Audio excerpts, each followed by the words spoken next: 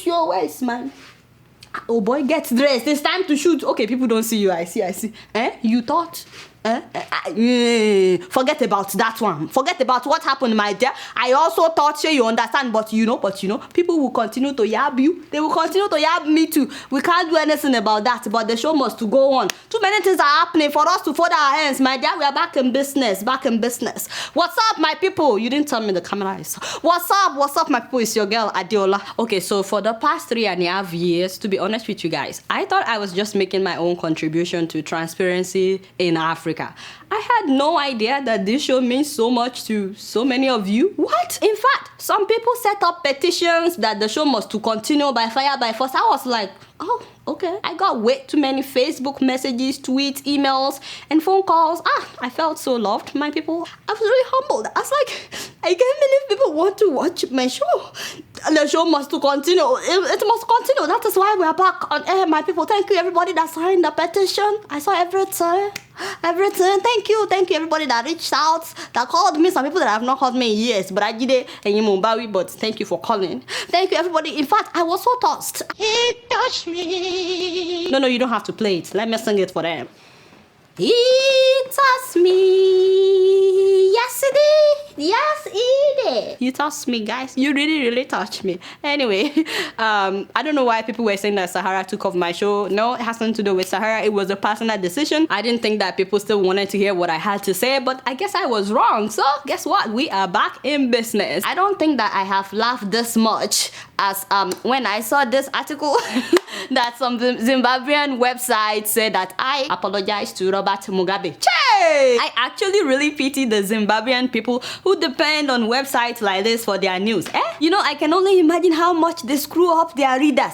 They took some of my sarcasm from the last episode and they twisted it for their own interest. But somehow they forgot to mention that I said that Mugabe killed 20,000 Zimbabweans in the 80s, or that he has stayed in power for too long, among many other things. So they forgot. They just, my dad, now which one be this now? Hey, my dear, it's way too early. This is just a new episode. Now you are looking for trouble. Has anybody sent you? Put it down, Yare. As I was saying, you know, actually put it back up. Put it up. Okay, don't do. Put it down. Put it down. Just an advice for all my viewers. If any of you is looking for Zimbabwean news for your own good, stay away from Sunday Mail or whatever they call themselves. I mean, you can read them just to laugh, but Mugabe controls this website, so just so you know. But the most interesting article that I read this past week was the one where the Zimbabwean vice president said that they received an apology letter from me. So now the vice president is also a liar? Oh my God. I mean, I didn't mean it like that, but you understand what I'm saying. I mean, never mind. How do you rule a country like that? This is a grown man. You know, do all my yoga, but you basically lied. I did not send you any apology letter. Bring it out. Let us see it. Anyway, just for the record, I did not apologize to Mr. Mugabe for asking when he will step down. So a lot has happened this week. I'm telling you, which is why me and Kolidowo are back in business. I almost had an attack, you know, when I heard that members of the National Assembly in Nigeria will soon be paid 8.6 billion naira just for wardrobe allowance. Hey, whoa. I said, hey, no, I refuse, I reject by fire by force. What is that? 17 million for each member of the House of Assembly. That is like $87,000. And then 21.5 million naira for each senator. That is like $108,000. I said, for where? And then the Revenue Mobilization Allocation and Fiscal Commission released a list of allowances. They said that it is not 17 million, that it is just 506,000 naira per person. I said, even with that, there is God now 506, $500,000 naira because of a outfit. You know, no offense, but looks like somebody has been cheating our favorite professor, Mr. Obayagun. Yes, the way the man dresses. You don't have to look for something nicer. Naduel, how you doing? He's a very nice man. Very nice. We have interviewed him several times. I'm not yabbing the man, so you understand. But I'm trying to say that my tailor in Agege will do better. For 5,000 naira, they can give you something better. I can't believe the man was getting 506,000 naira. And this is what they could come up with. It is very sad. You and I can talk after the service. I can give you some contact. So you understand, my tailor in Agege. I decided to take a look at that list by Revenue Mobilization Allocation and Fiscal Commission. kept in mind that this was about 8 years ago. Suddenly, my eyes got big, my people. Let me put on my glasses. Vehicle loan, 8 million naira. Why do they call this thing loan, by the way? Do they ever pay it back? And then they said vehicle fuel allowance and maintenance, 1.5 million naira. Che, which kind of petrol are these people using? 1.5 million just on petrol, and what kind of maintenance are you even doing when you are buying new car? There is gods now. And then I saw something that really pissed me off. Domestic staff. What it be domestic staff? Not be house boy, house girl. Che, the devil is a liar. 1.5 million naira just for your house boy and house girl. Why do we have to be the one to pay the salary for your house help? This is not right, eh? Continue. Entertainment ticket. 607,000 naira. Hey, whoa. Hey, whoa. You know the one that got me the most? I saw newspaper. I said, what kind of newspaper? Who is still reading newspaper in Nigeria? Not before the internet, everybody they get their news. 303,000 naira just for newspaper. You see what I'm saying? Because what I'm saying is starting to make me upset. And then they said yearly housing allowance. So you understand? 4 million naira per senator. And on top of that, I'm trying to see clearly, furniture allowance, 6 million naira. But you know, my main question is, what exactly are these people doing? Yes, as in, exactly what do they do? I've been trying to find out. Can somebody please educate me on what these people do? Because as of the last tenure, in 4 years, they only passed 100 and something bills. In the very last week, they passed 60 something bills within 10 minutes. Don't ask me how that happened, but they know they were living. They wanted to have some kind of good record. They passed 60 something bills in 10 minutes. I don't know how they did it. As if entertainment is not enough. Now waiting be recess. Recess 200. Hold on, let me see. 202,000 naira. What is recess? Isn't that when someone takes a nap or something? I thought it is a nursery school students that take recess. Now waiting be recess for senators, and they have to spend 202,000 naira each for recess. What is this? These people are robbing us. They are robbing us. They think that we are stupid. This is not right. When I calculated all these things, it was going to around 50 million naira. This is what do they call them? Mobilization, Allocation, and Fiscal Commission released about 8 years ago. When the minimum wage is still how much? 18,000 naira. God bless you. I don't want to get upset, but these people they're making me upset. They're looking for my trouble. You know. By the way, my dear, this will be a good time for Zaman Ben Bruce. Yes, Zaman Ben Bruce. You know everything that he talked about at that time, about why they shouldn't be giving all these big allowances. This would be a good time for you, my Oga, you not do well, to lead by example. So you understand, remember your promise, What is it? Hey, this is interesting. The man has promised to donate his own wardrobe allowance to widows and people in Osun State. This is good, This is good news, You know, do well. I appreciate you doing that. I will wait though until I see you do it. But as much as I admire this, I don't know if that is really the solution, because this is just one person. Other people are still collecting. I think the main solution is that they don't collect this much. The Senate president, has he not said anything? With the current challenge we are facing as a nation, RMAFC will be reviewing allowances to reflect the current economic trend. Thank you. Is he saying that they will reduce all these allowances? I'm so happy to hear this. Senate President. What is this photo doing there? You mean it? Saraki is the new Senate President. There is God. I think I will just wait to see this go into effect before I rejoice, because my dear, what is wrong with you?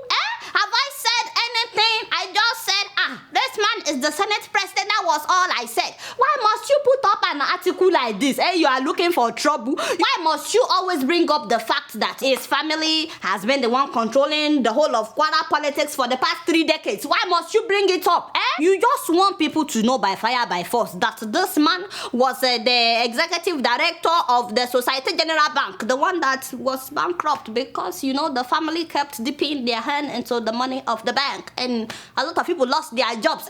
Anyway, my dear, now you are putting up articles about the fact that so many people have died at his residence because of stampede, and nothing has ever been done about it. I'm warning you, the man is now a Senate president. Focus. Let's deal with the wardrobe allowance. As I was saying, we need somebody to save us with this old wardrobe allowance thing. Where Where is Oga Buhari at this time? As a matter of fact, APC, you are starting to piss me off. Your body language is starting to look different. What exactly are you doing about this? Remember when you were campaigning, you were telling Nigerian people that you will reduce all these big allowances and all these salaries. By the way, Umba, you said that your age may limit your performance. Hey! Kai. You know how I was telling Mr. Jonathan when he was there? Several times I would say, before you say anything, call me, I'm on speed dial. How can you say something like that? If you said something like that when you were campaigning, do you think some people would have voted for you? Now that you are president, should you be saying anything like that? That is God's now. If you have not seen any episode of my show, at least you had me talking about Thomas Sankara of Burkina Faso, whom some people believe to be the best president in Africa. When the guy took over power, the first thing he did that made his people love him was that he reduced all the salaries and allowances of all his officials, including his own. Actually, he started with his own, and then he made them all fly economy by fire by force, including himself. He said no more first class. So remember your promises before you became president. You said you would reduce all these salaries. This is your time to fulfill your word. You guys know I don't know anything. Guess what? I'm just keeping it real.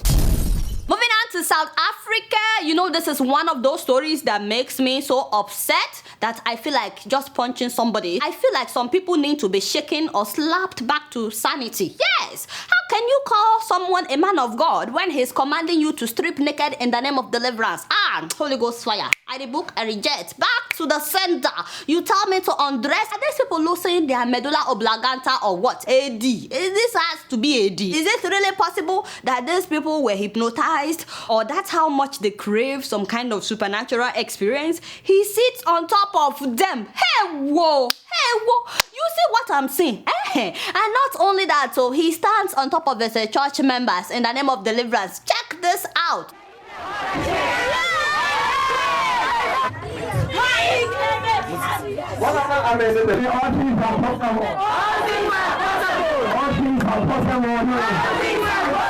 That's it. It don't do. Where is my black belt? No.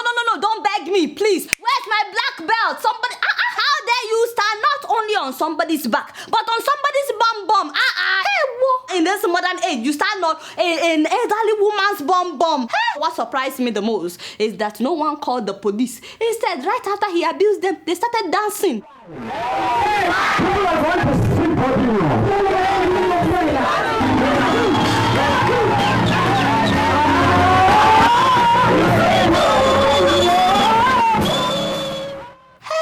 Hey, yeah. You see, that is what I call colo mentality, which is why I wasn't really surprised when I heard that some weeks after stepping on them, this same pastor now prays over anything and everything, and then he tells his church members that they should start eating. He will say to them, this thing that you are saying, it may be a piece of cloth too. He will say, because I have prayed over it, it is no longer a piece of cloth, it is now food. Start eating. They even beat up each other in order to eat the piece of cloth.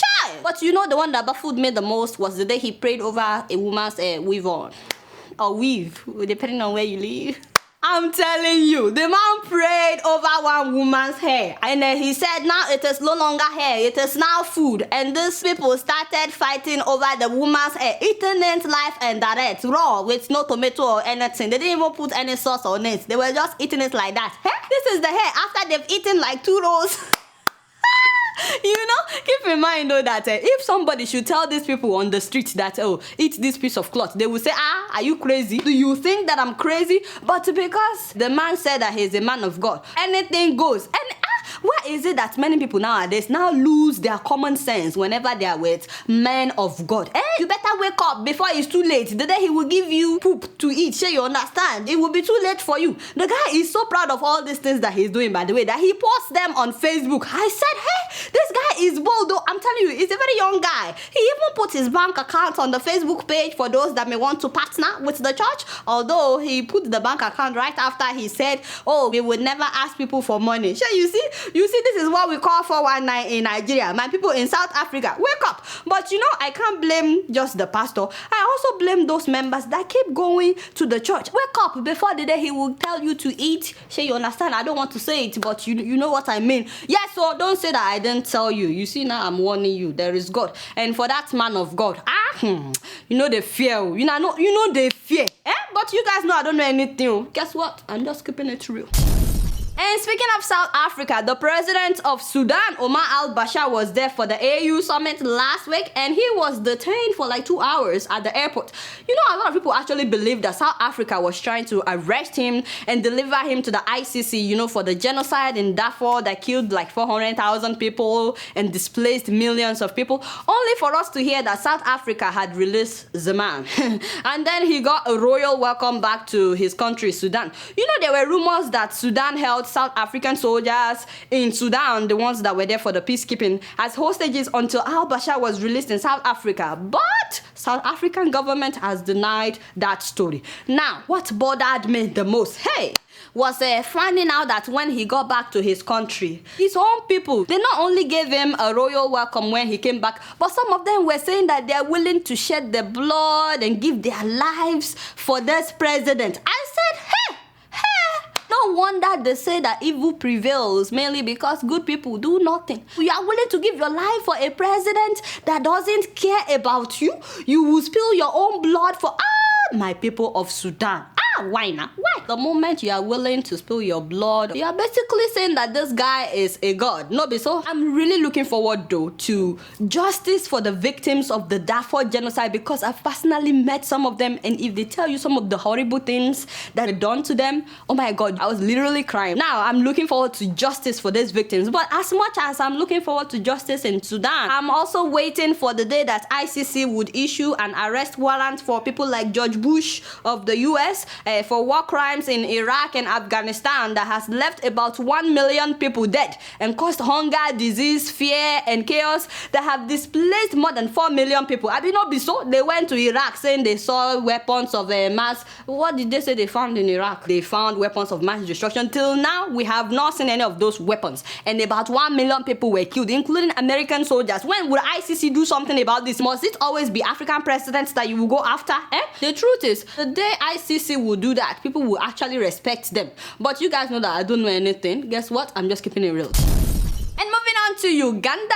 Have you guys heard about Newz? Probably back in the day it made sense, but women's rights should be addressed in present tense. I wish I know how to dance hip-hop, Yeah, so whoever came up with that is such a genius, reciting news in the form of rap. What's up, my people?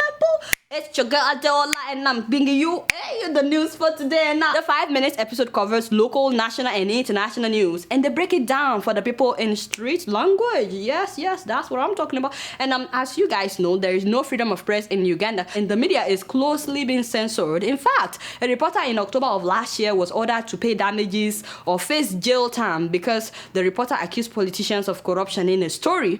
But this rap porters, they call them rap porters, are able to talk about what's going on without being harassed, because most people just see them as, rappers. So kudos to them for getting people informed in a creative way. Guess what? I'm just keeping it real.